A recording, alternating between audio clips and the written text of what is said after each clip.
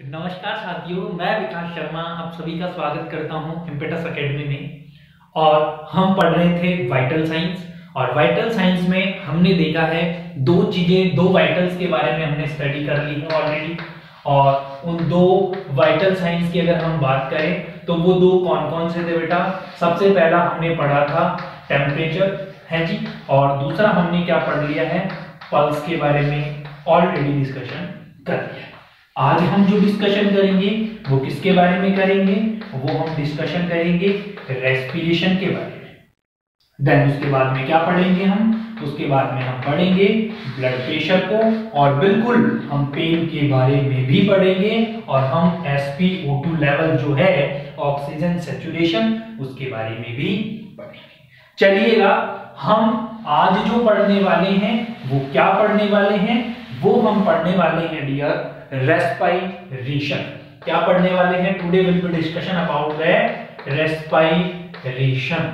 सुनिए, अब देखिएगा रेस्पिरेशन क्या है जी। रेस्पिरेशन क्या है?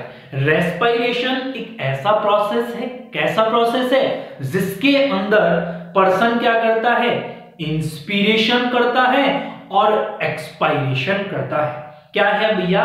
सिंपल सी भाषा में अगर आप कहें तो रेस्पिरेशन क्या है कि एक एक्ट है, क्या बोल सकते हो, इट इज ए एक्ट। चलिए मैं लिखता हूं पूरा, it is a act of breathing, कि ये सांस लेने की एक कला है। क्या है भैया? रेस्पिरेशन सांस लेने की एक कला है। समझ में आ रही है बात? जिसके अंदर पर्सन दो फेज को फॉलो करता है, और फर्स्ट फेज क्या होती है, इंस्पिरेशन होता है, और सेकंड फेज क्या होती है, एक्सपायरेशन होता है। बात समझिएगा, दोनों बातें बहुत सिमिलर है, बहुत सेम है। देखिएगा, यहां पर पर्सन क्या कर रहा है, सांस ले रहा है अंदर, इंस्पायरेशन, और जहां पर पर्सन सांस को क्या कर देता है, लीव कर देता है बेटा जी, छोड़ देता है। यहां पर्सन इंसर्ट कर लेता है, अंदर हवा भर लेता है, और अंदर हवा भरने को इंस्पिरेशन कहते हैं, और हवा छोड़ने को एक्सपायरेशन कहते हैं। और ये एक तरीके की कला है जिसे कि हम क्या कहते हैं, रेस्पिरेशन कहते हैं। अरे बहुत सिमिलर सी बात है, बात समझ में आई और नहीं? सिंपल थिंग ध्यान रखनी है। चलिएगा नेक्स्ट, और नेक्स्ट की तरफ हम चलें तो हम नेक्स्ट देखते हैं बेटा जी, और वो क्या देखेंगे कि एग्जाम में एक बार क्वेश्चन पूछा कि रेस्पिरेटरी सेंटर जो होता है, वो रेस्पिरेटरी सेंटर कहां पर लोकेटेड होता है या कहां पर सिचुएटेड होता है बेटा, है जी। अब देखिएगा, जो रेस्पिरेटरी सेंटर होता है वो कहां पर होता है, तो वो आप सबको पता है कहां पे होता है जी, मेडुला ऑब्लंगेटा। ऑब्लंगेटा के अंदर रेस्पिरेटरी सेंटर प्रेजेंट। और अगर इसके भी अंदर तुमसे पूछे तो पॉन्स ऑफ द ब्रेन के अंदर क्या सिचुएटेड है रे? अरे बोलो भैया, pons of the brain respiratory centre होता है, जो क्या करता है, जो करता है आपके रेस्पिरेशन का कंट्रोल है जी। समझ में आएगा? उसको मेंटेन करके रखने का काम करता है। चलिए सर, आप बता तो दिए कि रेस्पिरेशन मेंटेन करके रखने का काम करता है, लेकिन आप हमें एक और बात बताएं, और वो क्या बात बताएं, वो ये बात हमें बताएं आप कि नॉर्मल रेस्पिरेशन रेट जो होती है वो कितनी होती है।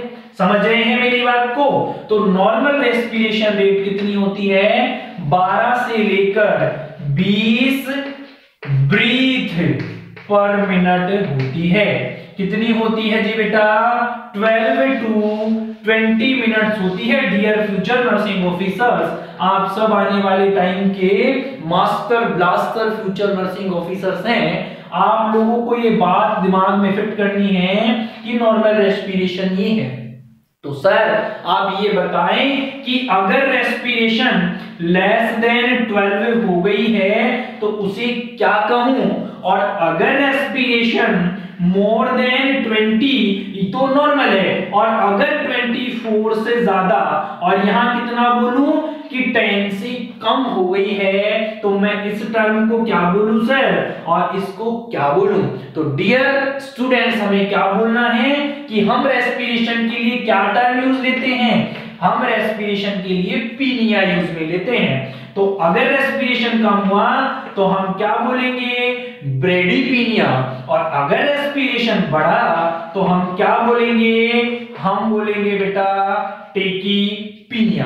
अरे क्या बोलेंगे, बोलो तो सही मेरे साथ में, अरे सुनते हो ना, सुनो वापस। दोनों टर्म क्या करनी है, या ब्रेडीपीनिया क्या है, टेकीपीनिया क्या है, समझ में आई क्या बात, अरे बोलो हाँ और नहीं। चलिए भैया, इतनी बात समझ आ गई है तो वेल एंड गुड है, और अब हम चलते हैं और आगे की तरफ। चलिए भैया नेक्स्ट, और नेक्स्ट अगर हम आते हैं तो हम क्या कहते हैं, फिर ये रेस्पिरेशन की जनरल बातें ही पढ़ रहे हैं फिलहाल, है जी। तो हमने जब पल्स पढ़ी थी तो हमने पल्स के भी क्या पढ़े थे, कुछ कैरेक्टरिस्टिक्स पढ़े थे बेटा, समझ में। उसी तरीके से रेस्पिरेशन के भी कुछ कैरेक्टरिस्टिक्स होते हैं, और वो कुछ नहीं सिमिलर ही होते हैं, है जी। रेट, रिदम, और क्या होता है, डेप्थ होता है। क्या कैरेक्टरिस्टिक्स हैं, पहला होता है कि उसकी रेट क्या है, दूसरा होता है कि उसका रिदम क्या है, और तीसरा होता है कि उसकी डेप्थ क्या है। क्या है बेटा, उसकी डेप्थ मानी उसका वॉल्यूम कितना है, कितनी वो इंस्पिरेशन कर लेता है, समझ आ रही है बात। चलिए रेट की बात करें तो नंबर ऑफ रेस्पिरेशन वो 1 मिनट में कितने करता है, समझ आ रही है। रिदम की बात करें तो वो क्या है, वो रेगुलर करता है क्या रेस्पिरेशन, या वो इरेगुलर रेस्पिरेशन करता है, तो वो किस तरीके का रेस्पिरेशन है उसके बारे में पता है। नंबर ऑफ रेस्पिरेशन कि 1 मिनट में कितनी बार सांस लेता है और सांस छोड़ता है। नेक्स्ट डेप्थ की बात करूं तो बात ये होती है डियर कि वो डेप्थ बोलूं तो कितनी गहरी सांस ले रहा है, वो डीप ब्रीथिंग कर रहा है, या दूसरा क्या बोलते हैं हम, दूसरा हम बोलते हैं कि सैलो रेस्पिरेशन। अरे आराम से कर रहा है एक तो, और एक लंबी लंबी सांस ले रहा है, समझ आ रही है। लंबी लंबी सांस जहां लेता है वो डीप रेस्पिरेशन होता है, और जहां नॉर्मल सांस लेता है उसे शैलो रेस्पिरेशन कहते हैं। क्या कहते हैं dear, shallow respiration. Are you understand, अरे बोलो यार, समझ आ रही है ना बात। चलिए बहुत अच्छी बात है, समझ आ रही है तो ये बात समझ में आ गई है। Rate, number of respiration, rhythm regular है कि इरेगुलर है, पल्स पल्स क्या, डेप्थ, या फिर वॉल्यूम कि कितनी हवा एक बार में अंदर ले लेता है और कितनी हवा छोड़ देता है। तो यहां क्वेश्चन ये नहीं आएगा, यहां क्वेश्चन ये आएगा कि वहां पर जो रिजर्व हवा रह जाती है, जो बच जाती है सांस लेने के बाद में, छोड़ने के बाद में जो हवा बच गई है उस हवा को क्या कहा जाता है, तो उस हवा को बेटा टाइडल वॉल्यूम के नाम से जाना जाता है। और ये कितनी होती है नॉर्मल, 500 ml होती है, 500 ml नॉर्मल टाइडल वॉल्यूम होती है। ये रिजर्वर गैस, रिजर्वर हवा बॉडी के अंदर बच जाती है जब एक पर्सन इंस्पिरेशन और जब एक पर्सन एक्सपायरेशन पूरा कर लेता है, इसके दौरान बची हुई ये हवा होती है, और उसे क्या कहते हैं, उसे अपन रेस्पिरेशन की टाइटल वॉल्यूम जो कि 500 ml नॉर्मली होती है।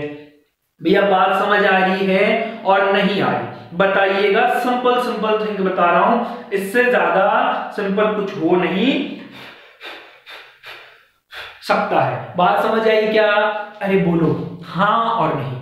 चलिए अब मैं कुछ एबनॉर्मलिटी की बात करूं रेस्पिरेटरी सिस्टम में, जो टर्म्स अपन जनरली काम में लेते हैं या एबनॉर्मल टर्मिनोलॉजी के नाम से हम कह सकते हैं। तो देखो दो शब्द तो मैंने पहले ही लिखे हैं, एक मैंने क्या लिखा है, डीप रेस्पिरेशन लिखा है, और एक मैंने क्या लिखा है, शैलो रेस्पिरेशन लिखा है। तो डीप रेस्पिरेशन मतलब पर्सन गहरी सांस ले रहा है, और वहां पर गहरी सांस लेगा तो सीधा सा ध्यान रखिएगा, क्या रखिए कि इंक्रीज द टाइटल वॉल्यूम, कि भैया सांस लंबी लेगा तो हवा ज्यादा लेगा, और हवा ज्यादा लेगा तो एक्सपायरेशन करने के बाद में हवा बचेगी। तो टाइटल वॉल्यूम जहां बढ़ जाए वो क्या है, वो डीप रेस्पिरेशन है। और शैलो रेस्पिरेशन जहां पर टाइटल वॉल्यूम घट जाए, decrease the tidal volume, that means बेटा जी वो क्या होगा dear future nursing officer, shallow respiration होगा। अरे क्या होगा बेटा बोलो, क्या होगा रे, शैलो रेस्पिरेशन होगा। चलिए इसके आगे और नॉर्मल टर्मिनोलॉजी कुछ और बताएं अगर आपको, तो क्या हो सकती है। एक टर्म आपने सुना होगा यूपीनिया, क्या सुना होगा बेटा, यूपीनिया। देखो कई बच्चे गलती कर देते हैं, है जी, और इस वर्ड के सिमिलरी इस वर्ड को मान लेते हैं, लेकिन ये गलती है बेटा, ये क्या है, मिस्टेक है। यूपीनिया जब बात होती है तो इसका मतलब है कि ये नॉर्मल रेस्पिरेशन है। ये क्या है डियर, ये नॉर्मल रेस्पिरेशन है। और डिस्पीनिया की जब बात होती है मतलब क्या होता है कि पर्सन को जो है उसे सांस लेने में दिक्कत है, क्या हो रही है, ब्रीदिंग डिफिकल्टी हो रही है। समझ आई क्या? तो ये नॉर्मल बातें ही मैं बता रहा हूं तुम्हें, जो कि तुम्हें ध्यान में रखकर चलनी है। समझ आई क्या बात? चलिए एक और रेस्पिरेशन की बात करूं, और आपके बहुत बार एग्जाम में पूछा हुआ है, और उसे क्या बोलते हैं, उसे बोलते हैं कुसमल रेस्पिरेशन। अरे क्या बोलते हैं भैया, कुसमल रेस्पिरेशन। अब देखिएगा ये जो कुसमल रेस्पिरेशन है, यहां पर पर्सन की क्या बढ़ जाती है, डेप्थ बढ़ जाती है। तो कुसमल रेस्पिरेशन में क्या होता है कि इंक्रीज द डेप्थ, और डेप्थ बढ़ी तो मतलब क्या हुआ बेटा, इंक्रीज द डेप्थ मतलब क्या, गहराई उसकी सांस लेने की, है जी, डेप्थ, रेट ऑफ रेस्पिरेशन। और साथ में क्या बढ़ती है, डेप्थ तो बढ़ी रही है, साथ में जो इंस्पिरेशन की रेट है वो भी इंक्रीज हो जाती है। तो उसे क्या कहते हैं, कुसमल रेस्पिरेशन के नाम से जाना जाता है। अरे बोलो भैया समझ आ रहा है और नहीं आ रहा? तो ये कुछ एबनॉर्मलिटीज हैं जिनके बारे में आपको क्या रखना है, ध्यान रखना है भैया। चलिए और आगे की तरफ चले, तो एग्जामिनर ने एक बार ऐसे भी पूछा है कि which muscles are used in normal respiration, कि वो कौन सी मसल्स हैं जो नॉर्मल रेस्पिरेशंस में काम आती है। समझ में आ रही है बात? तो बहुत सिंपल आंसर देना है कि नॉर्मल रेस्पिरेशन में जो मसल्स काम में आती है वो कौन सी आती है, आपकी थोरेसिक मसल्स। कौन सी आती है, थोरेसिक कैविटी की जो मसल्स होती है वो भी आती है, और आपकी जो डायफ्रामेटिक मसल्स होती है, कौन सी मसल्स होती है, डायफ्रामेटिक मसल्स, वो भी जनरली काम में आती है। अगर इसी क्वेश्चन को नॉर्मल की जगह वो कह देता कि डीप रेस्पिरेशन में, तो ऑल्सो यूज्ड एब्डोमिनल मसल, अरे गहरी गहरी सांस लेते हो तो समझ आई क्या बात है, स्टमक अंदर बाहर होता है कि नहीं, एब्डोमिनल कैविटी अंदर बाहर होती है ना, तो वो डीप रेस्पिरेशन होता है जब ये मसल्स काम में आती है। इतनी बात समझ आई? चलिए, वेल एंड गुड। नेक्स्ट चले तो हम कुछ और बातें रेस्पिरेशन के बारे में करें, और वो क्या हो सकती है, वो कुछ और। आपको एग्जामिनर क्या कहता है, एक बार कहता है कि आप किसी पेशेंट का रेस्पिरेशन चेक करना चाहते हैं। क्या चेक करना चाहते हैं? रेस्पिरेशन चेक करना चाहते हैं। तो सबसे इफेक्टिव मेथड क्या है? तो बेटा, जब रेस्पिरेशन चेक करना है तो अपना यूज करें palm of the hand use करें। क्या यूज करें? Palm of the hand use करें, और इसको कहां पे रख दें? Apply on the chest, apply the chest, और फिर काउंट करें कि 1 मिनट में, 1 मिनट में जो है वो चेस्ट कितनी बार अप कितनी बार डाउन होती है, और एक बार अप और डाउन दोनों होती है, मतलब एक रेस्पिरेशन उसने कंप्लीट कर लिया है। कितना रेस्पिरेशन कंप्लीट कर लिया है? एक रेस्पिरेशन। और हमने कह दिया है कि नॉर्मल से 12 से 20 ब्रीथ पर मिनट होती है। बोलो भैया, इतनी बात समझ आई है क्या? अरे बोलिए, है ना। मैं बहुत सिंपल तरीके से बता रहा हूं ताकि आप लोगों के लिए बहुत आसान हो जाए इन सब चीजों को, जो कि कॉम्प्लिकेटेड बन रखी है आप लोगों के लिए, और आप आसानी से इन्हें क्या कर सकें? याद कर सके। भैया, इतनी बात समझ आई क्या? अरे बोलो तो सही, अरे तुम बोलो तो सही। चलिए भाई, समझ में आ गई बात? चलो, अब मैं कुछ और बात करूं। आप लोगों ने देखा होगा कुछ एब्नॉर्मलिटी की, एक आधी और एब्नॉर्मलिटी है। जैसे मैं बताऊं, आप पढ़ते भी हैं कि किसी पर्सन को क्या हो रखी है? नेजल फ्लेयरिंग हो रखी है। मतलब जब वो सांस लेता है तो ये जो दोनों नॉस्ट्रिल्स हैं ये ऐसे अप एंड डाउन होते हैं। क्या होते हैं? अप एंड डाउन होते हैं। नाक फूलता है, अरे नाक फुला फुला कर सांस ले रहा है। इसका मतलब क्या है कि या तो जो नेजल कैविटी है, उस नेजल कैविटी में क्या रखा बेटा जी? ऑब्स्ट्रक्शन आ रखा है, इस वजह से। या दूसरा रीजन क्या है कि जो म्यूकोजा है, वो म्यूकोजा क्या हो रखी है? स्वेलिंग हो रखी है, वहां पे सूजन आ रखी है, इसलिए सांस लेने में दिक्कत है। एक और बात सुनो, एक और सुना होगा आपने कि जब सांस लेता है तो सांस में से सीटी की आवाजें आती है ऐसे सू ऐसे सीटी की आवाजें आ रही है, वीजिंग साउंड आ रहा है। और ये वीजिंग साउंड कहां आता है? जब आपके रेस्पिरेटरी ट्रैक्ट में क्या हो जाता है बेटा? कोई पार्शियल या कम तो बाहर का ऑब्स्ट्रक्शन आ गया है। आपने सुना है क्या? कोरोनरी ऑब्स्ट्रक्टिव पल्मोनरी डिजीज, इसके अंदर भी स्पेशली बेटा निमोनिया के अंदर विच साउंड प्रेजेंट? तो बता देना कि वीजिंग साउंड होता है। अरे जिन बच्चों को निमोनिया हो जाता है ना, उनको ये दिक्कत होती है। समझ में आ रही है? बोलो हाँ और नहीं। चलिए, तो ये नॉर्मल रेस्पिरेशन की बातें मैंने तुम लोगों के साथ में करी है, और आप लोगों को ध्यान में रखना।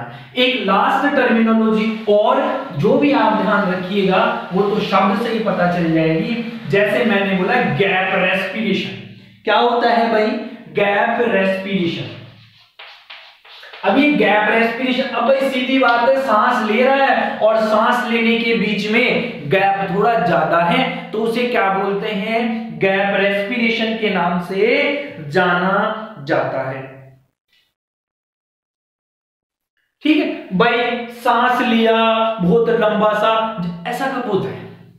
गैप कब हो जाता है? सांस ले रहा है और भूल गया इंसान सांस लेना ही, कब होता है बेटा? स्पेशली गैप रेस्पिरेशन देखा जाता है जब किसी पर्सन को क्या हो रखा है? स्ट्रेस हो रखा है। क्या हो रखा है? स्ट्रेस। कोई पर्सन है जो क्या हो गया है? इमोशनली डिस्टर्ब हो रखा है, उसका दिमाग खराब हो रखा है, तब ऐसा देखा जा सकता है। तो ये किसकी बातें हुई रे? अरे बोलो फ्यूचर नर्सिंग ऑफिसर्स, बोलो तो सही, हम सुनने को तैयार हैं, तुम बोलो तो सही। और ये अपना रेस्पिरेशन खत्म होता है। समझ में आई बात? बोलिए हाँ और नहीं, तो ध्यान रखनी है। अच्छा, एक छोटी सी बात और, डायफ्राम भी इसमें अप एंड डाउन होता है। डायफ्राम कैसा होता है? तो डायफ्राम जो होता है वो डोम शेप का होता है। अरे वो कैसा होता है? डोम शेप का होता है। जब आप सांस खींचते हैं तो डायफ्राम क्या हो गया? और ज्यादा डोम शेप का, और जब आप सांस छोड़ते हैं तो डायफ्राम कैसा हो जाता है बेटा? वो बिल्कुल फ्लैट हो जाता है, वो बिल्कुल रिलैक्स हो जाता है। समझ में? ये छोटी सी बात और आप ध्यान रखिएगा। तो बेटा ध्यान रहे कि कर दिखाएं दुनिया में कुछ ऐसा कि दुनिया करना चाहे आपके जैसा। यही मेरा नारा और यही मेरा आपसे वादा। चलिए आज के लिए इतना। Thank you so much everybody. मिलते हैं नेक्स्ट क्लास में। Goodbye, best of luck for your future. Thank you.